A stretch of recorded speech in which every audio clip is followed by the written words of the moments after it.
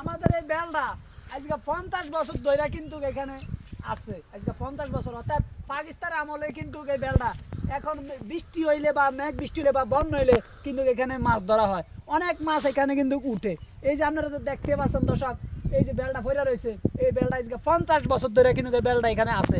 কিন্তু মাছ যখন আসে ইন্ডিয়া বন্যা হয়ে গেলে তখন যায় কিন্তু এই মাছটারে মানে মাছ ধরে এখানে বেল ফলাইয়া।